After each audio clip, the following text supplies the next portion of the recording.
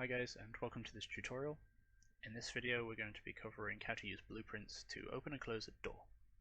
We're going to be using two different types of door, one that swings open and one that slides open. And we're going to be using a different technique for each. So here I've just gone to my root folder and I've searched for door. And I found sm_door, which is a piece of starter content, and I've dragged it into my level. Now before we start moving this, here in the transform on the right under mobility, it's set to static. We need this to be a movable object. Now with this still selected, we're going to open the level blueprint.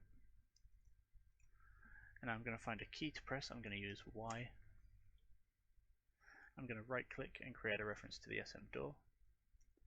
I shall drag off from the SM door and get world location of the static mesh component. Next, from the return value of the get world location, I'm going to move component 2. Now, from the static mesh component, I'm going to plug this into component. I'm going to plug the pressed Y into move. I'm going to set the overtime to 2, and I'm going to set the target relative location Z value to 90. Now if we compile and play, or in the game, if we press Y, or whatever key you have set, the door will open. Now, the issue that you'll notice is that we can open the door from anywhere, which isn't what we want. So we're going to have to create a few more things to fix this. So here in modes, under place, I have searched for a trigger, and you can get a trigger volume. I'm going to center this on the door, and I'm just going to resize it a little bit so that I know that our player character can fit inside of it. I won't have too much of a hard time opening the door. Now with this still selected, I'm going to go back into the level blueprint. I'm going to create a reference to this. I'm going to drag from this, and I'm going to search is overlapping actor. Next, I'm going to grab the third person character, right click and create a reference to him, and plug him into the other. So now this node is checking whether or not the character is overlapping the trigger volume. Now we can drag from the key that we've created and use a branch and use this as a condition. So now we will only move the door if the person is inside the volume. So if I'm standing here and I press the button, nothing works. If I stand here and press the button, the door will open. But we still can't close the door. Now, we can't use the return pin because the relative location is set to a single number. This is relative, which means that it takes the initial place and moves it. So it's going to move this to 90 degrees. It's not going to rotate it by 90 degrees. So we can't just tell it to return to go to minus 90 degrees because it doesn't know what our return value would be. So we're going to have to do this manually. So what we're going to do is we're going to create a new variable, which is a rotator. I'm going to call this door_rot. To create a new variable, on the variables here, you just click variable, and you'll get a variable, and here under variable type, you can choose whichever you need. We're using rotator. I'm going to drag this out and get, and I'm going to plug this into the target relative location. Your defaults will all be set to 0, but you won't see that until you press compile. Now, this means that at all times the target relative rotation is set to whatever door rot is set to. You'll notice it's set to 0, which means the door isn't going to move. So we need to feed this a value so that it updates. But before we do that, we need to create a variable called door_open. This is a boolean, and we're going to start this false, which means that this box here is not ticked. What we're going to do is we're going to get this. We're going to create a new branch, and we're going to plug this in. Now we're going to drag from door rotator here, and we're going to set and then we'll plug this into move. Now we'll copy and paste it, plug true into the second one. No, my mistake, leave true in the first one, plug false into the second one, and then plug this into move. Now you'll notice that they're both set to 0, so what we're going to have to do is we need to think about this in a logical way. So what this is doing is asking a question. Is the door open? If the door is open, we need it to close. For it to be closed, its relative rotation needs to be reset to 0, so this is fine. If the door is open, then the door needs to close. Rather, if the door is closed, the door needs to open. So this rotator needs the Z to be set to 90. Now if we compile this and we go back in, you'll notice that we'll get the same result as before, but if you press it again, it still won't work. And the reason this won't work is because we're not at any point telling the door whether or not it's open. So we're going to drag this over a little bit more. We're going to get our door open variable and we're going to set this. So at this point, is the door open? Yes. Set its rotation, tell the door that it's closed by leaving this unticked.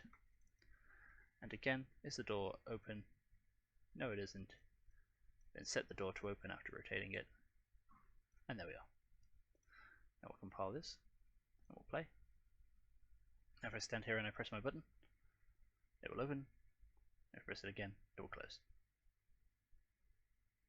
So now this door is working as intended. So next we're going to do the sliding doors. Now for this I have a couple of static meshes that have been provided by my friend Craig. He's quite excited for me to do this blueprint for him. I helped him earlier on build a blueprint and I'm going to help him build a secondary one with a broken door, but we won't be covering that today. So you'll see here we have his door, we have his door frame, which are quite nice. Well, I'm just going to delete these really quick. So for a sliding door we're going to create a blueprint. So right click, blueprint class, actor. I'm going to call this slide underscore doors underscore BP. Now I'm going to go into this, and what I need to do is I need to add a component. I'm going to add a static mesh. I'm going to choose the door frame and put this in. There we are. Now I need to add another one which already has that selected, and I'm just going to change the scale on the X value to -1 so that it's flipped. Now your door frame would essentially be in a single piece. Now I'm going to add another static mesh of the door, as you can see there, and I'm going to add another static mesh for the second door, and I'm going to again set this to -1 on the X. And you'll notice that there's a slight seam there, so I'm just going to move this across and across there. Use one more on either side, we'll do it. There we are. Now, what we're going to add next is box. If you search for box, you'll find box collision. And here we have our box. And now I'm just going to resize this. The tool is not agreeing with me. Agree with me, tool, thank you. Now, I'm going to move it up and just resize it a little bit out this way. There we are. Now what I'm going to do is start working on the blueprint. So I'm going to delete event begin overlap and event tick. I'm going to select box in the left hand side, and here in the right hand side, if we scroll down, you'll find events, and we want on event begin overlap. Now we need to add a few more things to this first. So what we need is a new variable, and we're going to set this to a vector, and we're going to call this door start. Quickly going to duplicate this and call this door end. I'm going to duplicate it again and call this door start 2, and duplicate the end and call this door end 2. I'll quickly compile this so that I get default values. Now what I need to do is I need to make sure that I am actually getting these locations. So with door, I'm going to drag this out. From here I'm going to get world location. Next I'm going to set door start and plug this into the door start pin there. I'll plug event begin play in. I'm going to get door start 2. No, I'm not. I'm going to set door start 2. And the same again, I'm going to grab the second door and I'm going to get world location. I'll plug this in.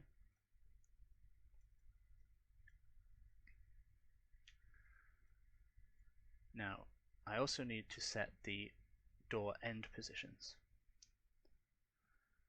Now if I come here and I grab one of the doors and I move it on the X, I can tell that this is about open, which is about 65 units. So door needs to move -65 to be open. So I'm going to set door end. Basically what I'm going to do is get the world location. I'm going to minus a vector, and all I'm going to do is add 65 here.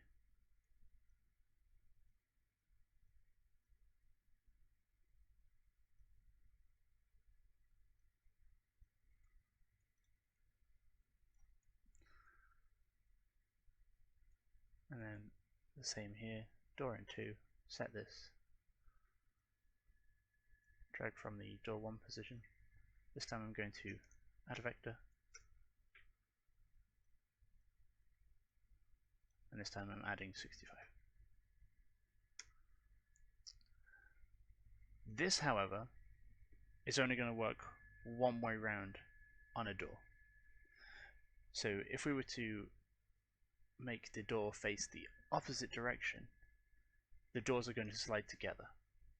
So this way isn't going to work. So what I'm going to do is I'm going to delete these. Now, from the initial get world location, we can drag from the return value, and what we can do is we can break the vector. And this will give us 3 float values. I'm going to make vector. And what I need to do, I need the Z. The Z is fine. The Y is also fine. But I know that it's the X that I need to move. So what I'm going to do is I'm going to create a variable. I'm going to turn this into a float. I'm going to call this offset. I'm going to compile this. I'm going to get it. I'm going to set it to a default of 65.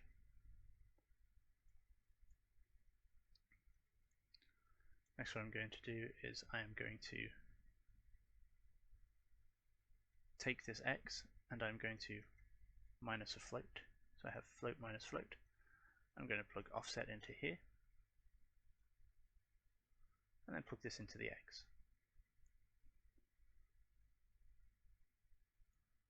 This then goes into door end. Now I'll do the same for the second one. So I'm just going to copy and paste these. But this time, instead of minusing, I'm going to add the float. So add offset, plug this into the X, and now this will continuously update. Well, on the beginning of play, it will grab our start locations of the door and the end locations based on the offset that we have here. So now we have to actually make them move. So what we're going to do, excuse me, is on event begin overlap, we need a timeline.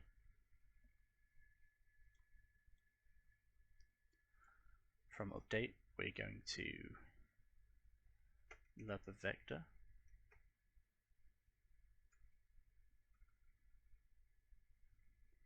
We need to turn off context sensitive for the lerp vector because the update pin won't be able to grab this. So you can just right click and with it on, if we type for lerp vector, you can see it's here. Now what we need to do is we're going to grab door start and get this, plug this into A, door end, get this and plug this into B.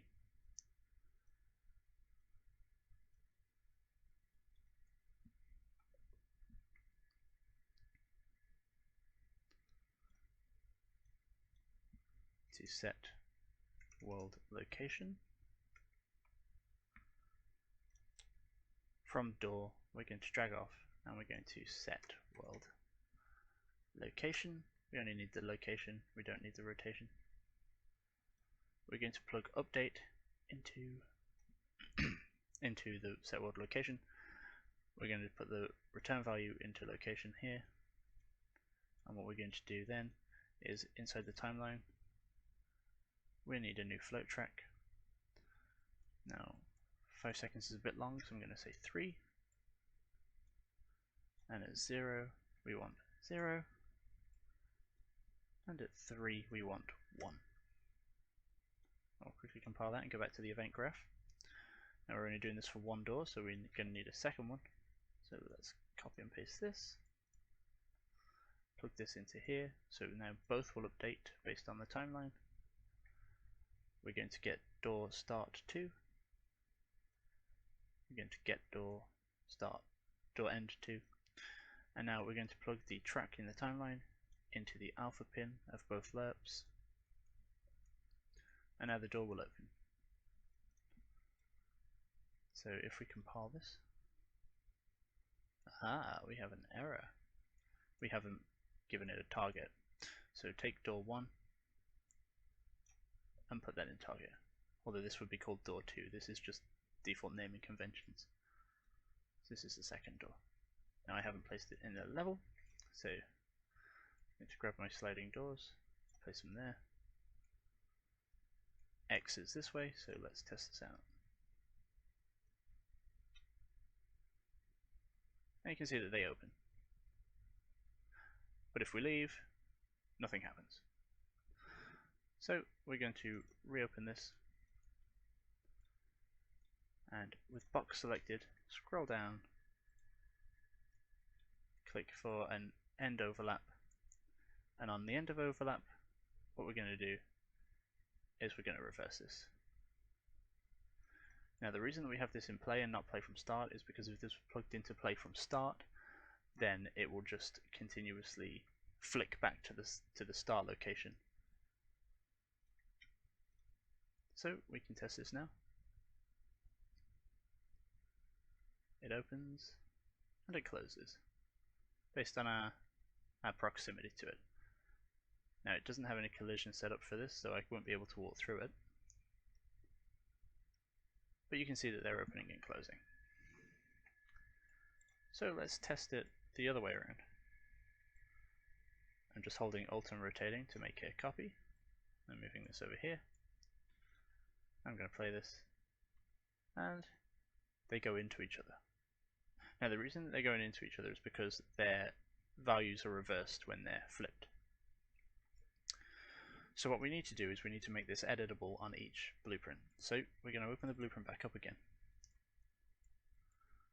And around, what we're going to do is, here where we have the offset, we're just going to click this little eyeball, which means that this is now an exposed variable. So if we compile and we go back into level, if we have this selected, you'll see here now under default we have offset. Now we know this one works. This one, however, needs to be inverted. So the offset, we're just going to add a negative to it. Now if we play, they open the way that they're supposed to.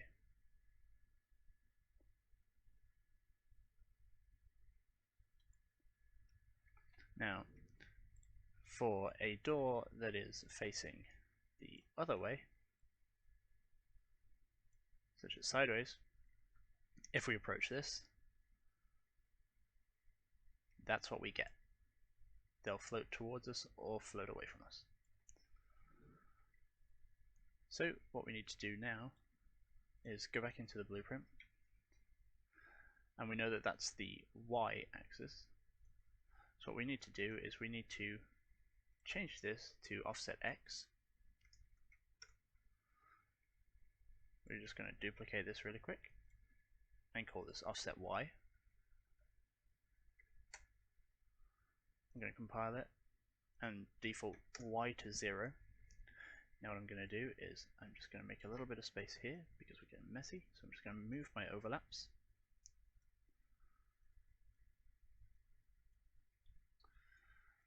I'm going to pull this down a little bit, and now what I'm going to do is I'm going to break the Y's. I'm going to copy these pins. I'm going to get the Y offset. I'm going to plug the Y offset in with the Y and plug this in. And now we don't actually need two sets of these because these are always going to be the same, so we can just plug that X in, this Y in, put this Y in here, and this Y into here. Now we're going to make sure that this is also exposed. Now we're going to compile that, minimize this down, and now you'll notice we have offset Y and offset X. We're going to set X to 0 and we're going to put Y to 65. We'll play, and we'll see if that's the right way around, and it is. Now these should still have their Y set to 0, so these will still work. And they do. So the last thing to test is just to make sure that this works in reverse. So I'm just going to create another copy. I'll pull it out this way this time. Quickly rotate it. And if we approach it, it goes that way. So we put a negative onto the Y offset. And now it works.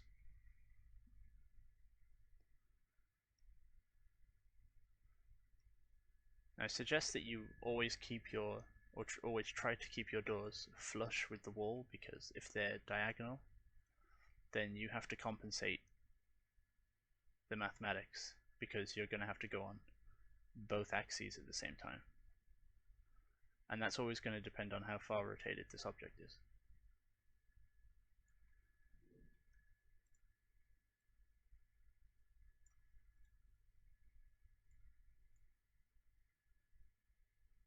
But there you have it. Two different types of door, and two different ways of putting them together. I hope that's been helpful for you, and I'll see you next time.